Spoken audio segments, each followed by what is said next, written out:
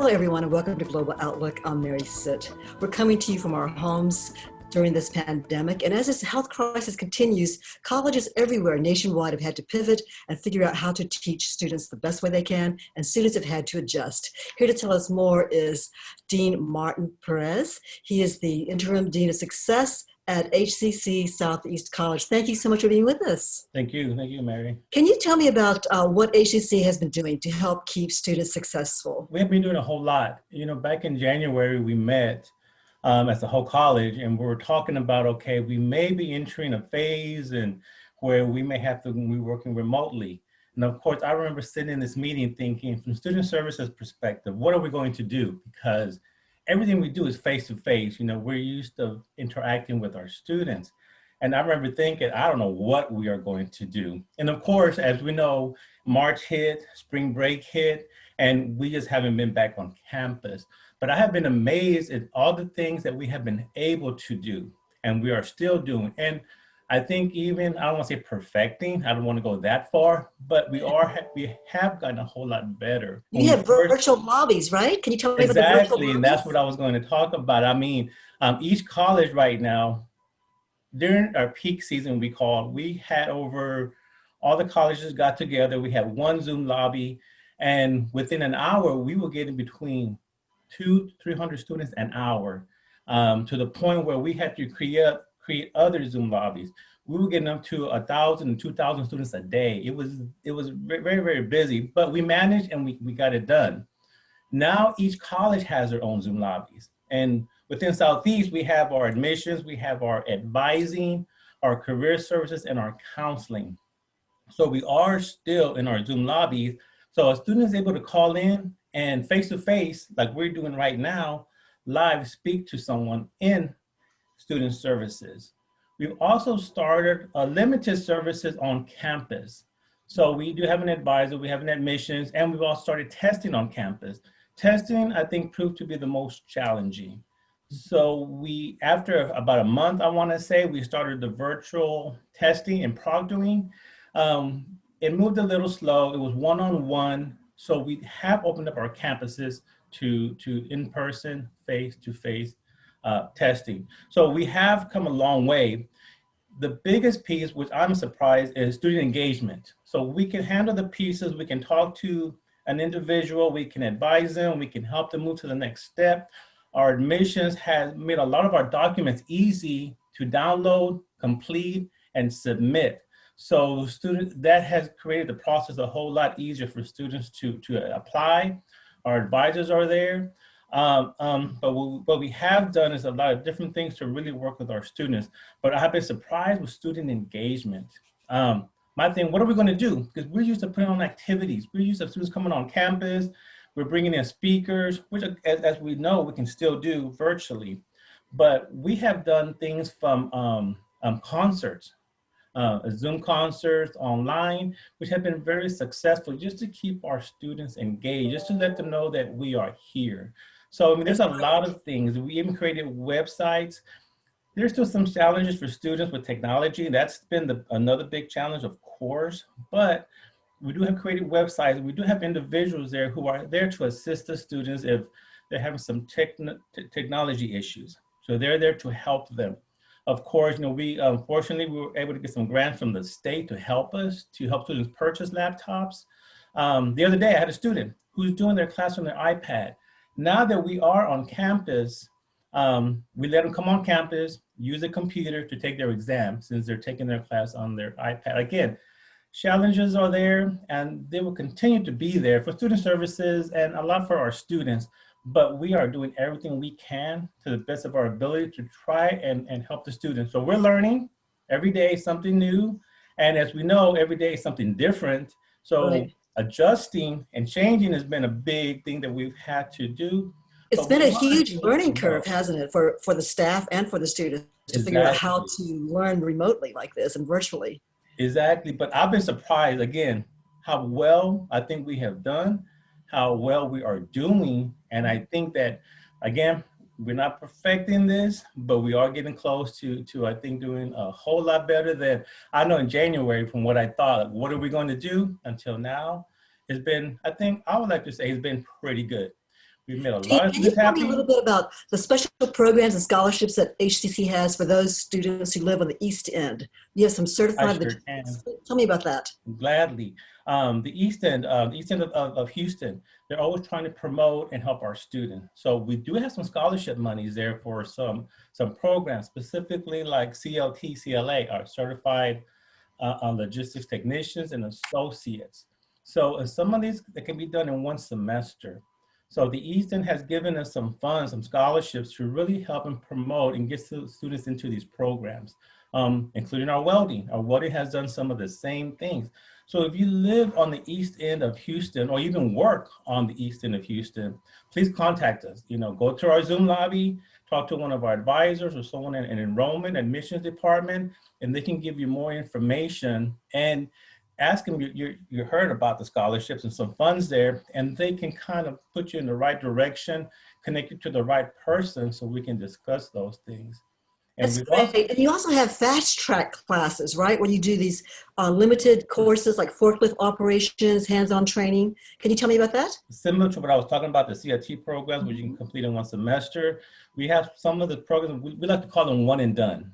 One and done, okay. One and done. If you can get them all one semester, you're done. Sometimes students come in, they do half and half, which is 2 semesters, depending on your time. So we want to be convenient for our students. So you can come in and do some of these programs. We have some weekend programs like forklift driving.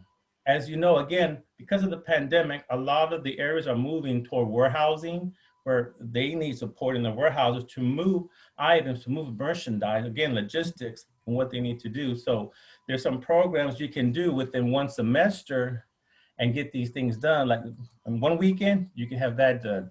We do offer some certificates. Wait a minute, wait. In one weekend, you can do a course on forklift operations and be certified and know how to operate something like that safely? Yes.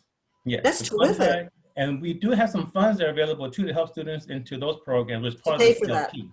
Yes. And then that person could then apply for a job, let's say at Amazon, that's hiring, right? And they say, hey, I know how to do forklifts and operate and maybe work in their warehouse.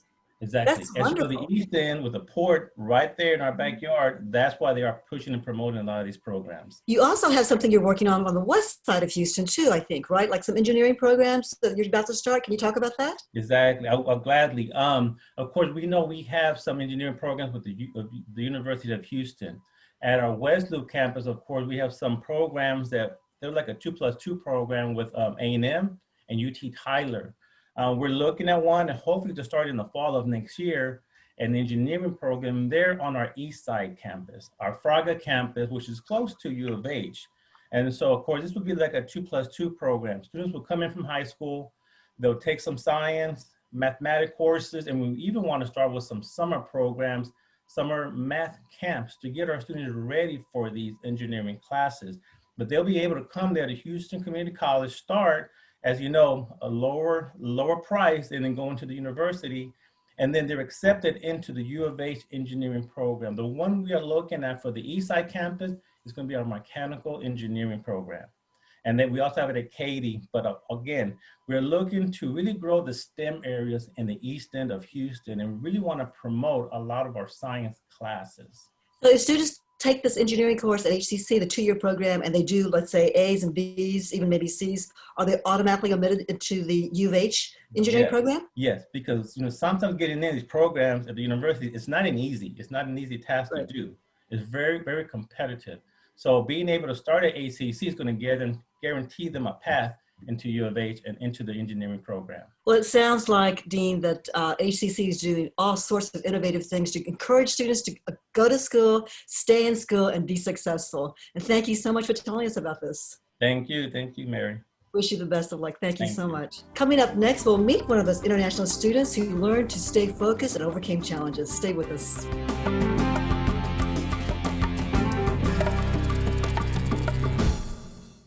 There's no better place to knock out the basics than HCC. Whether you learn online, on campus, or both, HCC is the safe, flexible, affordable option. Register now at hccs.edu/college your way. How prepared is your family if disaster shows up at your doorstep? You can't just turn away a natural disaster. That's why it's important to go to ready.gov/plan before they show up. It has the tools and tips you need to make an emergency plan with your family. So if disaster comes knocking, Let's go. you'll be ready to help keep your family safe. It's just a pizza. Yes! Make a plan today.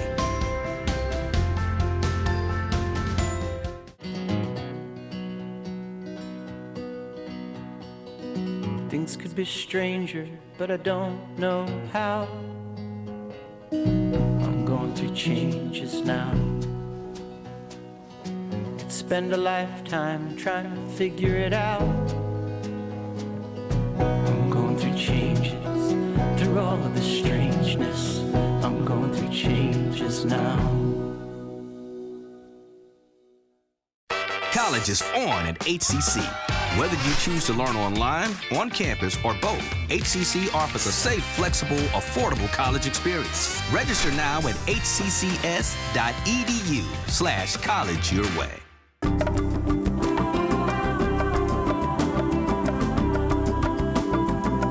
Our next guest is an international student from Vietnam who discovered just by walking around campus and meeting people, she found lots of opportunities. Please meet Ruby Dang from Vietnam. And Ruby, can you tell us how you say your name, your real name? Hi, Mary. Thank you for inviting me here. My real name is Thuyhongngoc.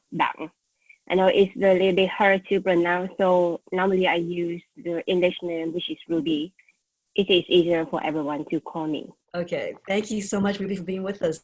So how did you choose HCC as your place of study? Well, at that time, I chose HCC because the school has many campuses around Houston.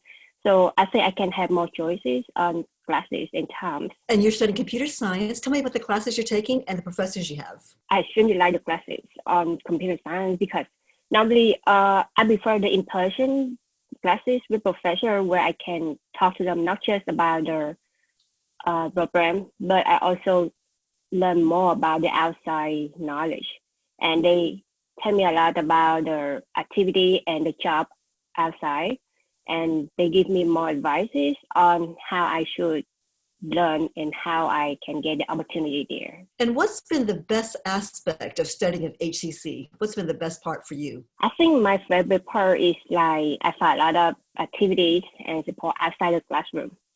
And I think one of the most favorite thing is the tutoring center and DIT lab, which I found when I walk around the campus.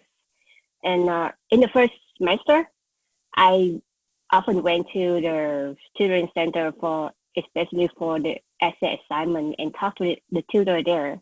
Actually, talking to them helped me like brainstorm me a lot of ideas for writing and for the other way of studying. And so the tutoring center is free and you would go there to talk to the tutors and they would help you with your subjects and also just talk to you about how to adjust to HCC. Is that right? Yes, it's like totally free. And you can just stay there for as long as you want, as long as they open. And the DIT lab is the place that they have a lot of technology there, and you can also meet a lot of experts there who help you to learn more, not just the inside class. And actually, I learned the 3D design there, and I also learned how to use the 3D printing. And I even assemble and program a robot there. And well, before the COVID, I joined the QSAT club, but actually, I think we stopped everything because of the COVID-19. But while the professor there, the Professor Dana and Raymond Brown taught me a lot. And thanks to them, I know about the NASA Academy. And being admitted to the program is the great chance for me to learn from the real expert from NASA, and I can work with other students from other universities in the United States. So you told me earlier that just walking around campus, talking to people opened up opportunities. You found out about the lab, you found out about the tutoring center. Now we're in a pandemic. Tell me how you've had to adjust with your learning. Because of the pandemic, I had to stay at home most of the time, just working on the studying and for the working on campus. And while I actually don't have in-person interaction with professors and other students, so I kind of feel like my communication skill is getting worse. And sometimes, like, I feel I cannot avoid the pessimistic feeling when staying at home for so long time. Yeah, it's hard for everybody. Maybe you can do Yeah. more Zoom sessions with your FaceTime with your college friends, right? To practice the English. And Yeah, actually, I have a lot because I'm working at campus too. What advice would you give to other international students who are coming to study at HCC? Well, I think my advice is just step out of your comfort zone. Something is waiting for you because, like, if I did at time I didn't work around the campus and talk to different people, I would never know about the career planning department. I would never get a job at the tutoring center, and I cannot know the expert at the DIT lab and even make the Sean, the dean of Center of Excellent Digital and Information Technology at SEC. So, well, for now, I think it's not a good time for students to work around the campus. But well, everything moved to online now, and well, you can save the time of driving. Just go online and start to explore. Okay, so go online, stay engaged, go to those online virtual concerts that Dean was telling me about earlier, right? Just stay engaged with all the activities HCC offers. Is that right? What are your career goals, Ruby? What do you want to do once you graduate? Well, for now, I try to complete the program at SEC and transfer to university and to finish the bachelor there. And also trying to find an internship before graduating. I think I can get more experience in my field. That's terrific. Ruby, wish you the very, very best, and hopefully this pandemic will end soon. You can be back on campus and in those labs. Thank you so much for being with us. Thank you. Coming up next, why one travel blogger who's traveled the world always gives the same answer when people say, where should I go next? Her answer? Taiwan. We'll explain when we come back.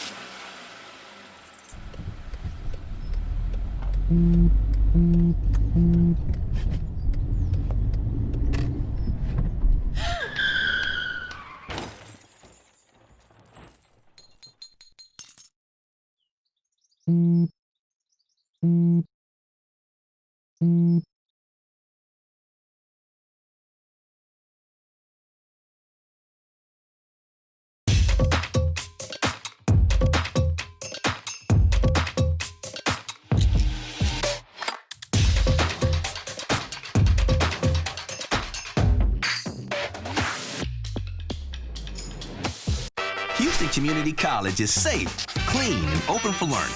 We're sanitizing our classrooms and reducing class sizes so you can feel good when you come back. Register now at hccs.edu/college your way.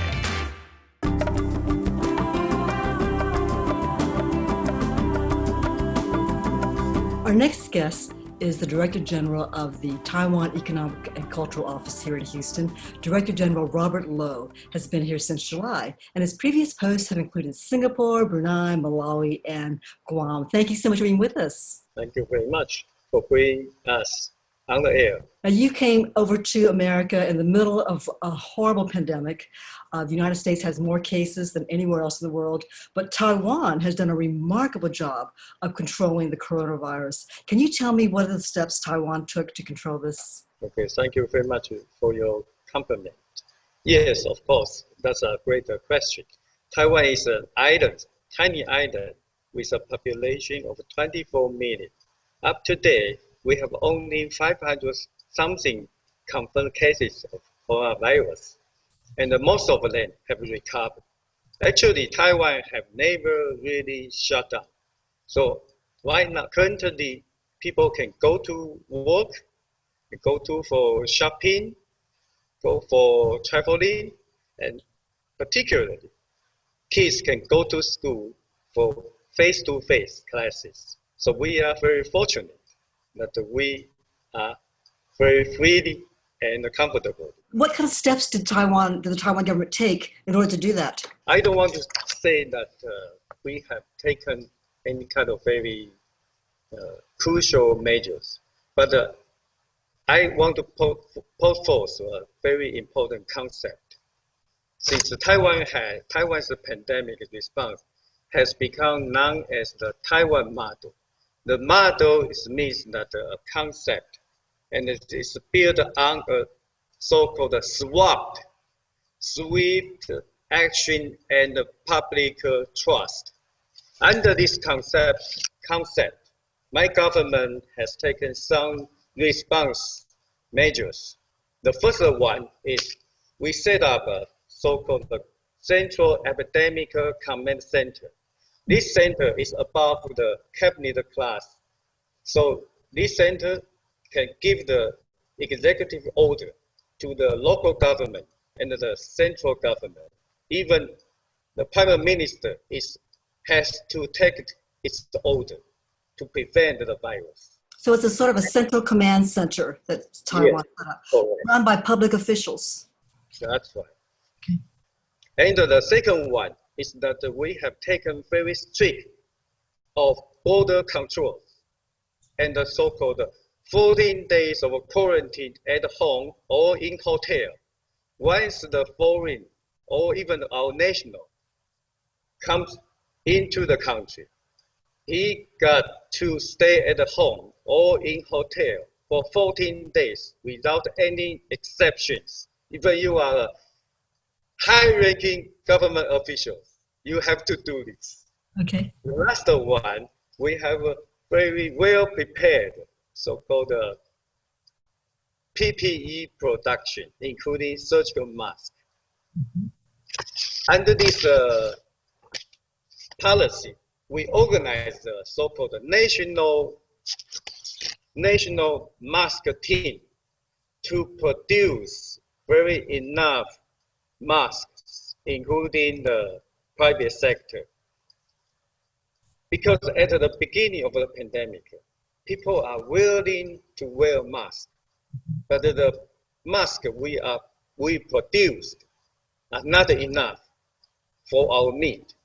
So the government include all the private sector to produce all the production assembly lines together, so that under the supervision and control of the command center, people can get a very limited but sufficient mask, so that people are willing to wear a mask, mm-hmm. to stop the community spread. That's very important. And the other one is, I think the most important thing is the altitude that you are facing this virus. Mm-hmm. We are humbly facing the virus, and we are very carefully to deal with the virus, that we can say that the pandemic in Taiwan now is under very well control. Thank you. Congratulations. That is great that your country has taken these steps and you're able to control it. And in fact, you're easing the travel ban to Taiwan. That's right. And people can actually come and visit. Is that right? It's opening up. The country's opening up in your next phase. Yeah. So Taiwan is just absolutely, most people might not think that Taiwan is a great place to visit, a destination, but it actually is. The New York Times once called it one of the places to go, top 10 places a few years back. A popular travel blogger from the Czech Republic always says, go to Taiwan. Let's look at some beautiful photos you have with you of Taiwan. First of all, the first one is the city of Taipei, the capital. Actually, Taiwan got its very historic name, called it Formosa. Formosa, which means beautiful island in the ocean, in Portugal's language. So we are very proud that we are standing strongly and standing in the West Pacific. region. So in Taiwan, in Taipei, which is sort of a nonstop city, 24 hours, right? You have, I remember this when I used to live there, you had the most fabulous food. I love the food there because you have it from every region of China, all in one capital city. Actually, Taiwan is about a 19th size of Texas, with almost as many people. So we have actually very many majestic mountains, beautiful beaches, and the most important one is friendly people. The beauty within and the beauty throughout. So if you have only a couple of days, so just take it easy. You just get up at the hotel and you take an MRT to see our most important, most famous building. I think you know that it's Taipei 101. That's a very famous high-rise and stunningly illustrated how the past is woven into the modern life in Taiwan. And it's also the combination of a building with science and architecture with a historical design. Because Taiwan got a lot of earthquakes. So inside the building, there is a kind of mechanic to prevent strong, heavy earthquake or tropical storm.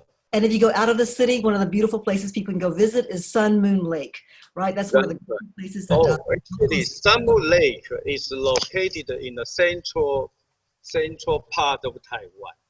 You know, when you got married, okay, Sun Moon Lake is a very, very famous spot for the new couples to go for their honeymoon. Because there is very silent and peaceful. So you can enjoy your privacy. Beautiful lake surrounded by mountains. You also have something called Taroko National Park. And that's really a beautiful destination too, correct? That's right. The Taroko Gorge is located in the eastern part of Taiwan and also my hometown. Oh, nice. Yeah, I was born from there. And I moved to the capital city of Taiwan. The landmark Taroko Gorge was carved by an emerald-colored river called the very famous one, Li Wu River. The beauty of the nature's work never ceased to amaze me and you. I think if you go there, this is very similar to Taroko Gorge. Is very similar to your Grand Canyon in Colorado, United States. Grand Canyon of Taiwan. Director General, let's switch gears a little bit. As head of the Taiwan Economic and Cultural Office, what is your mission here? What do you want to share with Houstonians? Actually, my mission is to encourage the exchange and the cooperation between people, institutions, companies, and the business in the southern U.S. and Taiwan. The jurisdiction of this organization, my office, is covering Arkansas, Louisiana, Mississippi, Oklahoma, and of course Texas. Under this scope of my mission, I would like to share the beauty and the capabilities of Taiwan with American people. And I also want to promote Texas, of course, Houston, and the southern U.S. to Taiwanese. The U.S. has had a long-standing friendship with Taiwan, and I know that we'll continue that friendship and that partnership. Thank you so much for being with us, Director General. Appreciate it. That's all for this edition of Global Outlook. We'll see you every Friday and Sunday at 7:30 a.m. and p.m. plus Saturday at 10 a.m. Or you can catch our podcast, download to go. It's hccs.edu/podcast, or watch the full video version on HCC's YouTube channel. I'm Mary Sitt. Thanks for watching.